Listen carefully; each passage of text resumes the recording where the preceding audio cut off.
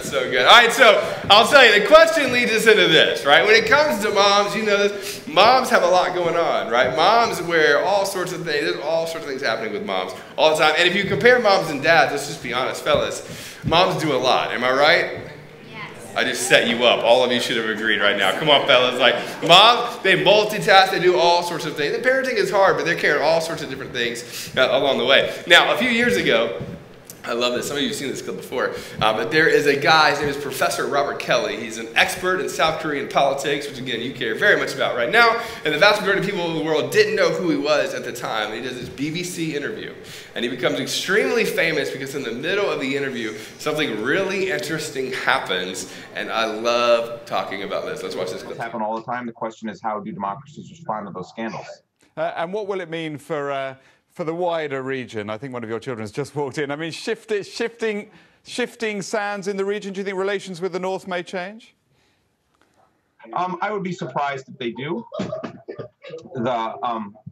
Pardon me. Pardon me. My apologies. What's this going to mean for the region? My apologies.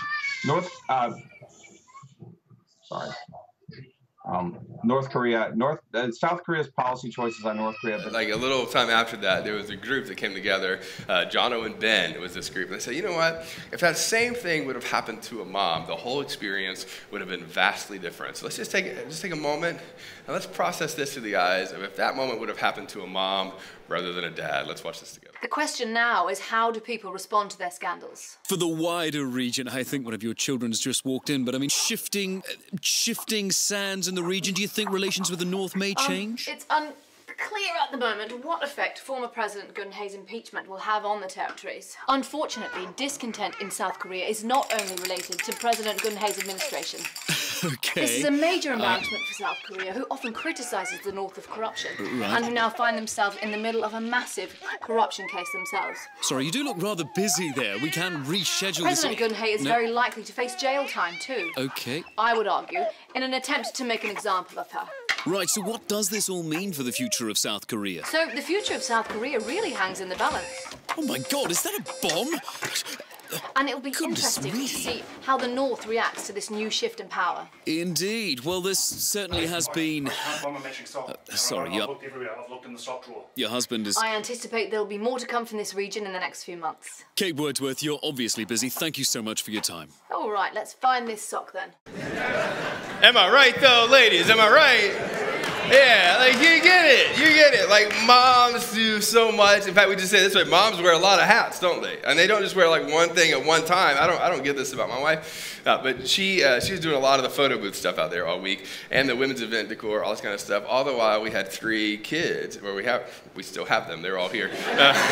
We have 3 kids, and they're all, like, running around, and she's doing all of these things together. And I'm just like, I don't know how you keep up with everything. Moms wear a ton of hats. Your mom likely wore a ton of hats. Many of you know I grew up in a single-parent home. My mom, at our house, she was like mom, and she started a business, and we traveled, and she's doing all of these kinds of things. There's just something that almost is like superhuman sometimes about moms. And then you know this too, like mom or dad, like parenting has all sorts of things that are kind of wrapped up in it, right? In fact, we say this way, parenting is filled with extraordinary joy. I mean, you know, it's the first time you maybe held your kid and you go, oh, there's just something that feels indescribable about that, or the first time your kids took their first steps, or you hear mama for the first time. Let's just do this. How many of you, your kids said mama before they said dada? Anybody? Wow. And your kids are the smartest ones in the room. How many of y'all said dada first? Come on, where's that at? Yeah, they did. Mine did too. But that's a big moment too. Like, you know, you just kind of have like the first words that come out, or, you know, as your kids get older, the first home runs they hit, or you do like a daddy-daughter dance, you have these kinds of moments, or recital, eventually off to prom, and then out of your house by 36. But, you know, so that's kind of a big deal. Like, there's all these sorts of big moments, and there's big joys that come with this, like big joys. We also know this, it also has extraordinary challenges, and a lot of people feel this, like on a consistent basis.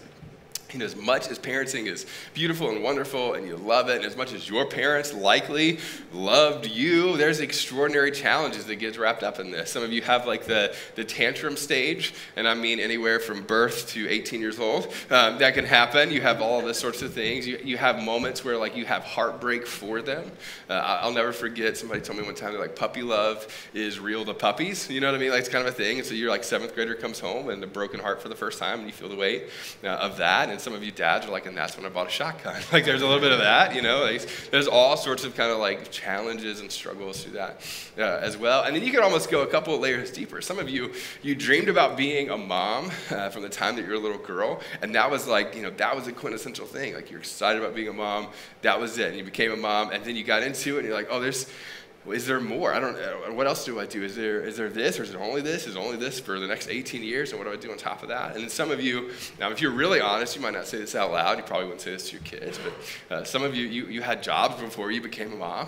And then all of a sudden you go, did I peak too soon, and now I had kids, and will I ever be able to do that again? Like some people, I talk to moms all the time who have that question of like, what do I do now in the midst of being a mom and also like struggling with, I want to work, and should I work, and can I work? And some of you are doing both. Some of you are like, I'm mom and I'm working, and you're doing all of that together, and you just feel a little bit exhausted, feel a little bit tired, and then all of a sudden you get home, and it just feels like it's just more and more and more, and the expectations, you know this, the expectations don't go away from any one of the people that are pulling at your heart or your leg.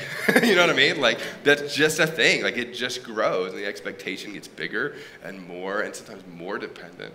And it's also one of those things, and again, it's easy to talk about up here, especially as a man. But, you almost go, does anybody see all of the little things that I do throughout the day? Like, am I actually seen? And then beyond that, the question beyond that question is, am I actually valued for the things that oftentimes nobody ever sees?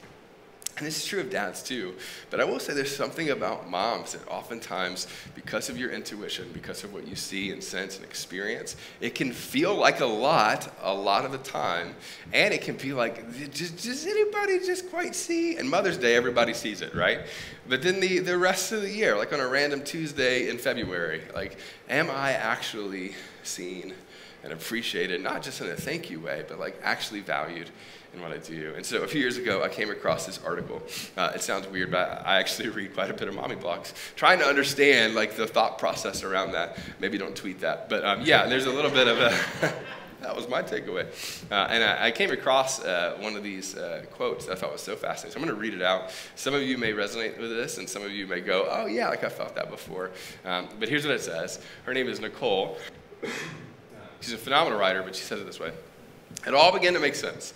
The blank stares, the lack of response, the way one of the kids will walk into the room while I'm on the phone and ask to be taken to the store. And inside, I'm just kind of saying, like, can't you see? I'm on the phone. You know what I mean? He goes on, he says, obviously not. Like, you can't see that. No one can see if I'm on the phone or cooking or sweeping the floor, or even standing on my head in the corner, because no one can see me at all. In fact, you might have felt this before, like your kids look at you and they love you so much, but they look at you and it's almost like they look through you as a means to get something because they're dependent on you in some ways. And so is your husband. Then it goes on, it says this. It says, I feel or am invisible. Then she goes on to explain this. I think it's so fascinating. She says, some days, I'm only a pair of hands, nothing more. Can you fix this? Can you tie this? Can you open this? Some days, I'm not a pair of hands. I'm not even a human being. I'm a clock to ask what time it is. I'm a satellite guide, which that tells you when this was written. To answer what number is the Disney Channel. I'm a car to order right around 5:30, please. And she says this. I was certain that these were the hands that once held books, and the eyes that studied history, and the mind that graduated. But now they had all disappeared into the peanut butter, never to be seen again. Let's pray. God, thank you for this. I'm just kidding. Like some of you are like, yeah, like that feels like a day sometimes. Some of you are like, I've felt moments of that, but not consistently. But some of you have this like kind of running in the back of your mind and your heart, and sort of like who you are is going like, I just don't know. I know that they like me most of the time, but am I actually seen for all of the other things that I do? And so today what we're going to do is we're going to look at that idea through the lens of one of my favorite passages in the Old Testament. We're going to look at a person named Hagar. And Hagar, I'll give you some context to this, and we'll kind of get into the nitty-gritty of it. But Hagar has this interesting story. She's an Egyptian slave, but she was connected to Sarah and Abraham. And so if you know any of the Old Testament, you know God made this huge promise to Abraham about all these people that are going to come from his lineage, all these people that are going to come from who he is. It became this huge promise. And then he got older, and the older he got, the more they started going, hey, I feel like the biology of this stops working at some point. Just getting older and older and older and older and older. When are we going to have kids? And all of a sudden, there's this promise that says, your descendants are going to be more numerous than the stars in the sky. And Abram believed God, but he kept waiting. And the problem was that he waited well over 10 years and still no child, right? So the problem is he waited all this time, still no child. And at this point, his wife Sarah began to get just enough impatient, and her faith began to waver, and she begins to take matters in her own hands. And so she looks at Abraham, and in Genesis chapter 16, she says this. She goes on and says, now Sarah, Abram's wife, had borne him no children, but she had an Egyptian slave named Hagar. So she said to Abram, the Lord has kept me from having children, which I think is so fascinating. He promised me that we would, and then a decade or so goes by, and it still doesn't happen. He hasn't fulfilled his promise. But she doesn't say that. She goes, he's actually kept me from it. He's the reason that my dreams haven't been fulfilled. The Lord has kept me from having children. Go sleep with my slave. Perhaps I can build a family through her. Now, this is one of those things where you go, in 2022, people, you talk about slavery, Egyptian slavery. This is not the Bible going, and this is what should happen. This is the Bible chronicling what did happen. And in this time period, it's very foreign for us today. It doesn't mean that God approved it, but at the end of the day, this is how these cultures were working at the time. And so Sarah essentially says, hey, this is what's going to happen. I want you to take Hagar. I want you to have a baby through her. And her plan worked. Hagar became pregnant. And Sarah, likely, like any woman would, begin to get extraordinarily jealous and begins to blame both Hagar and Abraham. And then it goes on and it says this. It says, then Sarah says to Abram, you are responsible for the wrong that I am suffering. Right? After all of this, you're responsible for the wrong I'm suffering. I put my slave in your arms, and now that she knows she is pregnant, she despises me. Which Abraham's kind of like, well, yeah. And then it goes on, may the Lord judge between you and me. So she's all frustrated, and then she goes on. And Abram says this. Abram says, your slave is in your hands, Abram said. Do with her whatever you think is best. Which, again, is one of these extraordinarily cringeworthy moments in the text where you find this extraordinary man of God who God will do extraordinary things through, taking his hands off of all of it. And honestly, and this is what's kind of difficult to even talk about, after starting to have a baby with her, removes the humanity from this person and says, you know what? Do whatever you want to do with her. And then Sarah mistreated Hagar, and so Hagar fled from her. So Sarah does that. She mistreats her. Anger, frustration, all of this stuff becomes a thing. It grows and it grows and it grows. It becomes a very dangerous situation for Hagar. There's no family around. There's nobody to protect her. She's pregnant. She probably had little food or money. She was alone. She was out in areas of the world that are not super safe. She probably could have, and this is what's so fascinating, nobody ever talks about this. In that time period, too, if a woman, especially a pregnant woman, would have been traveling by herself, she just kind of, it sounds bad, but she's sort of open to attacks from traveling merchants, people who could have taken advantage of her. And what the text sort of outlines and puts forth and paints a picture of is a woman who is extraordinarily mistreated, but also desperate and feeling invisible and not valued. And this is one of those things that I think is so fascinating in the Old Testament, because obviously nobody in this room would agree that slavery should happen, and obviously no one in this room should believe that this woman who was essentially trafficked in this way should have happened.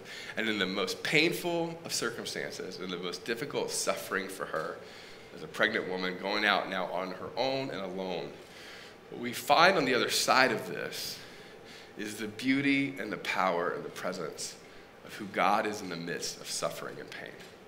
And this is one of those things that, again, is hard to hold in tension, because everything in me, and you're probably like me, the logical part of my brain goes, well, it just shouldn't have happened, or that just shouldn't have happened, or, then all of a sudden, which is true, it shouldn't have. But what happens next is when she goes out, what she finds is that all the things that she assumes is true, that she is invisible and that she's fully alone, is actually not the case. Right? And so in chapter 16, verses 7 and 8, it says this.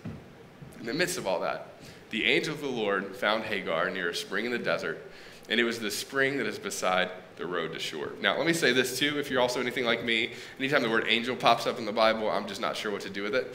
Anybody once touched by an angel back in the day? Do you remember that? Like Tess walks in, the light comes on, it's like, oh, you know, like everybody starts crying and getting saved. You know, like it's kind of one of those things. I don't know how to explain this. I really don't. I don't know what an angel like that looks like. I mean, I've heard all sorts of fun stories, and so there's a part of you that if you're skeptical to the text, I get it. If you're skeptical to beyond natural things, I get that too. My natural bent is that way. But just for a minute, there's a thousand different ways that God could have shown up to an individual to speak. I think it was probably an angel, and I don't know that it was probably like Tess, but I'm sure it was some way that God communicated to her in this moment. And if God did communicate to her in this moment, you can start thinking, like, what would the God of the universe, who is loving, say? And so this angel says to her, Hagar, slave of Sarah, where have you come from? Where you're going? Now, this is always so fascinating to me when you read through the Bible, because you have these moments of going, I feel like you should know that, you know? Like you know a lot. I feel like, God, hey, it feels like you know a little bit, you know? Why are you asking? And I think there's something throughout this entire narrative that gets after the power of both narrative and labels and naming things. And what she's about to do is name her current situation, how she feels, and where she is. And I think that's kind of one of the starting places of this, is going, hey, in the midst of the power and the presence of God showing up to her, however it showed up to her, through this angel, you get this moment of the angel saying, look, I want you to name where you are, where you're going, what is happening. And that's what she does. She says, I'm running away from my mistress, Sarah. I'm running away from my master. I'm running away from everything that I've kind of known for a long time. I'm running away from safety and security. I'm running away from being seen. I was carrying Abraham's baby. I'm running away from all that. And what the angel says next is both maddening to me and frustrating and hard. But in the midst of it, it shows, I think, the beauty of how God works in these kind of situations. It says that the angel of the Lord told her, go back to your mistress, or go back to those places and submit to her. And the angel added, I will increase your descendants so much that they will be too numerous to count. And so all of a sudden, this promise that was given to Abraham and Sarah is now, in a lot of ways, given to her, which is weird and maddening and not what I would have chosen, maybe not even what she would have chosen. I mean, I think she would have been like, could you just bring a Tesla? I don't know. Tesla would be great. Tesla would be great anytime. You know what I mean? Like, I just think just showing up, could you just bring help? Could you not make me go back and experience any more? Could you just build me a house right here? Could you just make this pregnancy be easy? That'd be great. Could you just protect me along the way? And a similar promise to Abraham goes, there's more than what you can see right now. There's more happening in the moment than you can fully grasp. And even in the pain and the difficulty and the trial and the suffering of this, God looks at her and acknowledges her in her moment of desperation where she felt like nobody saw her. And Hagar's response is one that I'll just tell you up front. If you're not a follower of Jesus, it feels unreal. It feels like a storybook.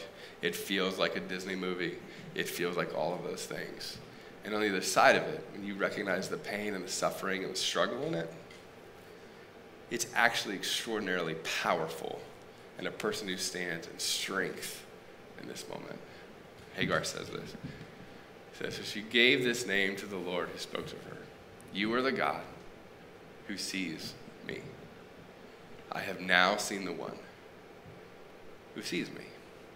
And her label to this point had been slave. Her label to this point had not just been, sort of the things that she wanted. And now, this name meaning and this labeling and this naming what is and is to come and is and not yet and all these moments, it all comes to fruition with her going, you are not distant. You see the things that no one sees. You see me in my desperation. You see me in my pain. You see me in my suffering. You see me where I am.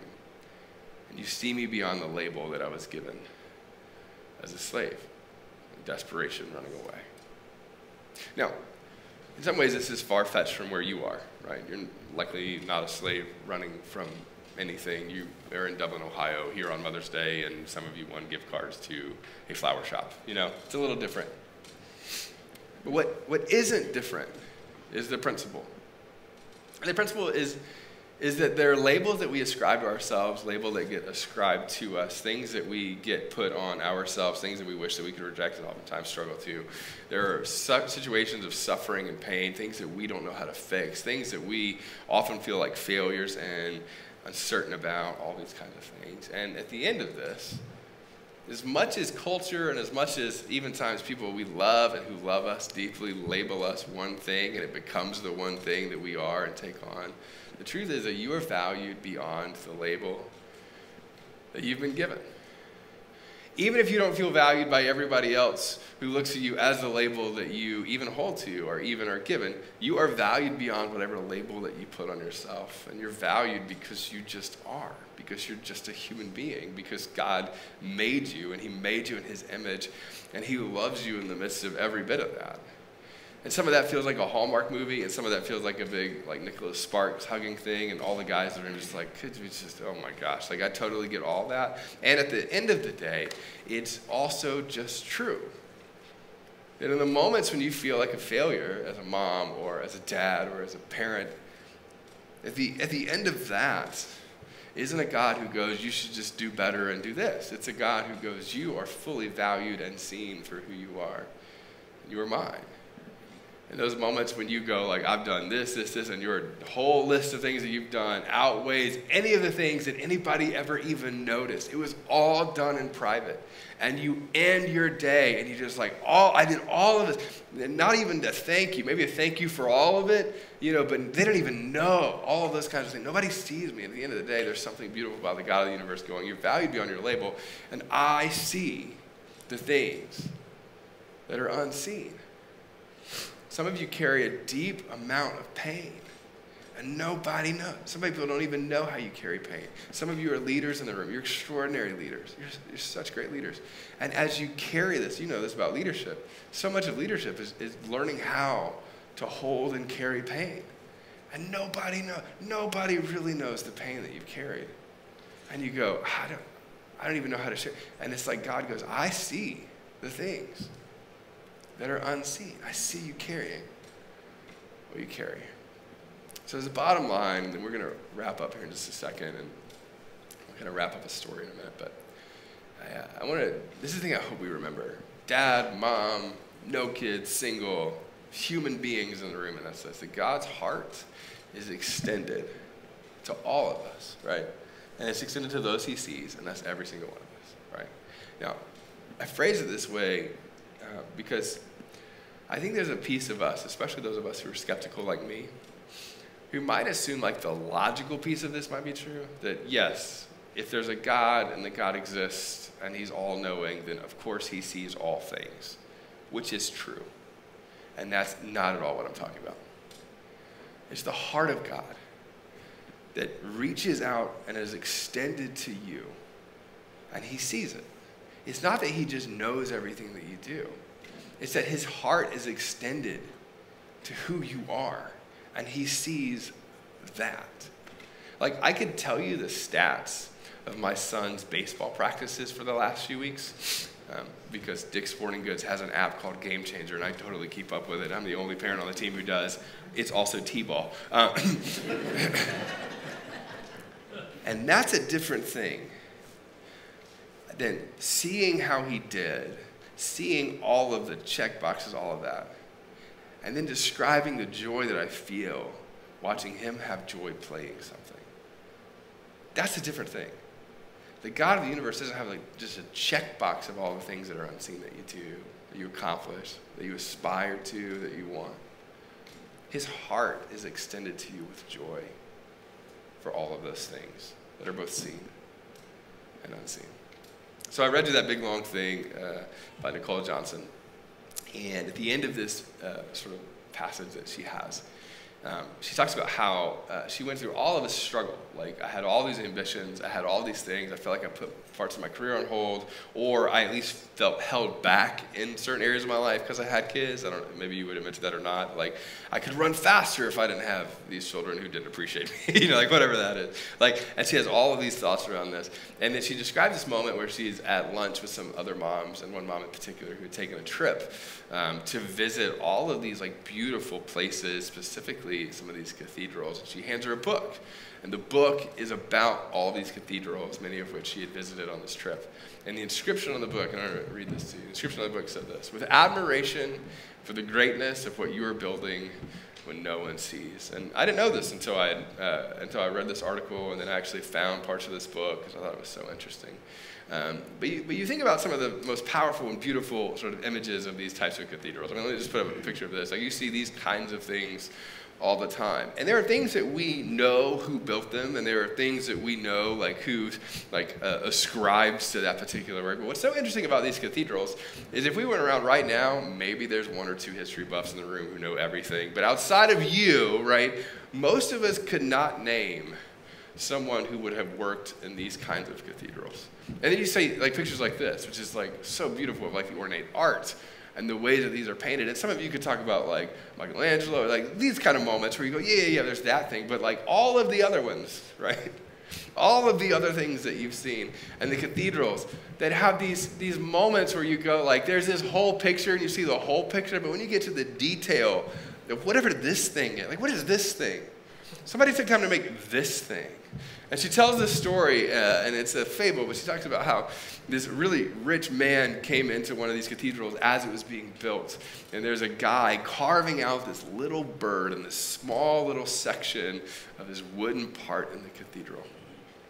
And she says, and the rich man looks at this guy and said, "Why are you taking so much time with that thing, that small bird that no one will ever see or likely notice on this beam?" And the response of this person who was working on it was simple.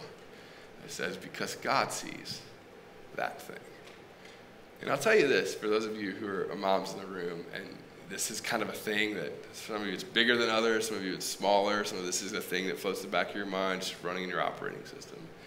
And that's this: that God sees those little things that you do consistently, and not only does he appreciate it, but you are part of one of the most powerful things that any human being can ever do. And that's shaping the heart of another human being. And you do it in a way that's unique to moms. You do it in a way that's unique to what you can do. And you do things that oftentimes nobody knows. And sometimes I know this because I'm married. You feel like highs and you feel lows and you feel like I'm doing it well. And then other days you're like, I mean, whoo, Jesus. You know what I mean? You have those moments too. And you have moments where you have Kraft mac and cheese days, and you have moments where you have McDonald's days, and then you have moments where you don't do that. You know what I mean? You have moments where you kill it as a parent, and moments that you don't. And you have moments that you know things about the heart of your kid that no one could ever know. Even your husband. Like, there are moments where you just go, like, there's things that you do that it seems like no one could ever see. And some of you, and this is the painful part, right? And then we'll wrap up and just like nail it. And here we go, nail in the cup. Some of you have kids, and you're in a phase of their kiddom, whatever that is, where they don't know how to thank you. And one of the greatest gifts that you've ever been given, right? Somebody told us this, and it's so powerful. One of the greatest gifts that you've ever been given is that your kid sometimes acts out to you because they feel so safe. And you see the worst version of your kids sometimes. You do. Some of you, you have 20-something-year-olds, and you see a version of them, and you're like, I know you'd get fired if you said that to them. You know what I mean? And part of that's because they trust you, and that you see versions of them that are difficult and painful. And you're never quite fully thanked, and you're never quite fully appreciated or valued. And so here's what I tell you: if you're a mom in the room and you feel that, God does see those things, and you are seen, and you are loved.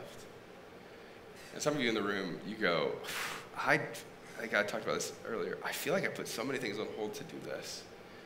I think I would tell you, and you know this too, that God has a plan for each and every single person.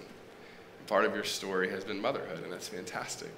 And some of you are currently working while you're doing that, and that's amazing and extraordinary. Some of you are not working, and you're a stay-at-home mom, and you're like, this is what I'm doing. This is a season thing that I'm doing, but one day I still have all these dreams for other things, and I feel guilty sometimes. I don't know what to do with that. And so I'll tell you this: God sees those dreams as well, and he sees the vision that he's given for your life and the power that he's given you to do things, even another day if it's not this day, as a mom. And so what I'd tell you is, if that's you, you get to hold in tension both of those things, the beauty of motherhood and also not feeling guilty to look forward to whatever is going to be a year from now or 5 years from now or 10 years from now, or when they finally are empty nesters, or you're finally empty nesters and you're doing that. All of those things are good. And the last thing I'll say is that some of you in the room, Mother's Day is really hard.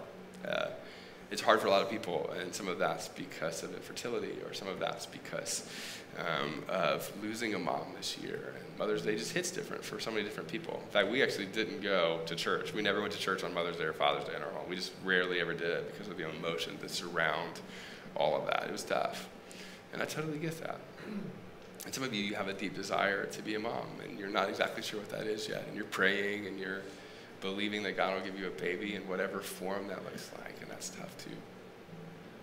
And even in that, the reminder isn't that God answers every prayer the way that we want it to be answered. The reminder is that God is present in every bit of it, and that he shows up, and that you are fully seen.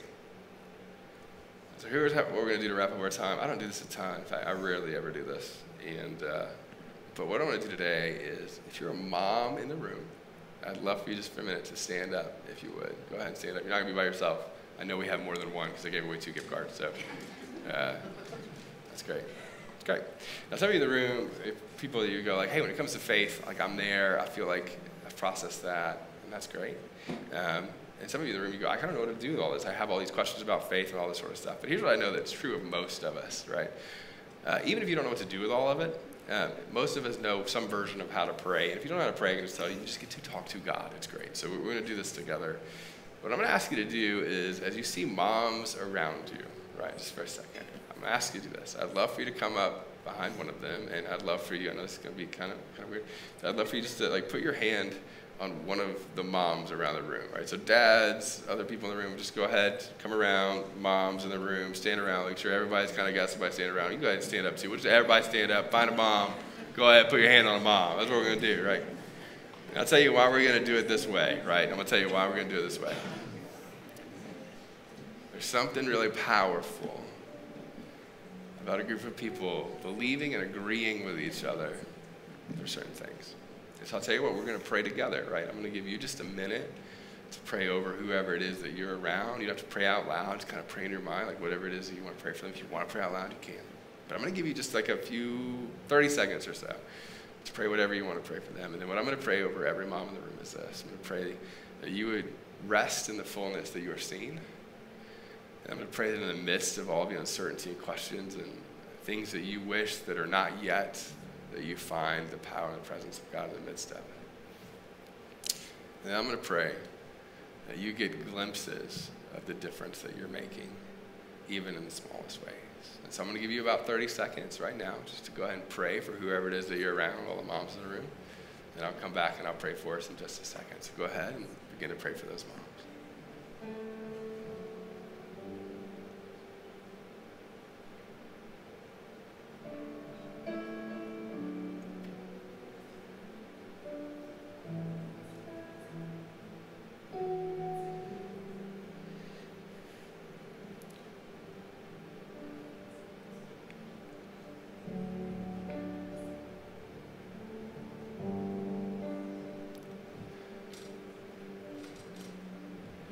Father, we thank you so much for all the moms that are in this room. And God, we thank you for the gift of motherhood. Father, I pray that on days like today, there's a lot of ways to feel appreciated and all of these things. But I pray that it goes beyond that. And what begins to happen is a reshaping, continual reshaping and retransforming of every identity of every woman in here that's a mom. And it's not just the label of motherhood, even though that's a part of it, but that they are yours. And God, that you see all the things that are missed and all the things that they do. That you see the fullness of them. So Father, we thank you for the ways that you're going to continue to shape their life and their influence over their kids, whether they're an empty nester or they have toddlers, or they're trying to figure out the middle school and high school phase, God. I pray wisdom and guidance over them.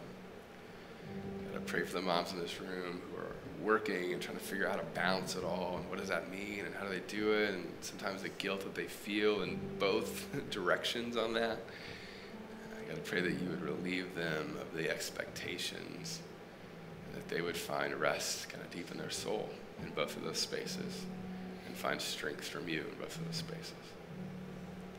Gotta pray for the women in the room who have extraordinary dreams and giftings and talents. God, that they have a broken heart towards something in the world that needs to be changed. And they don't know how to do it right now in this season, but they don't want that dream to die.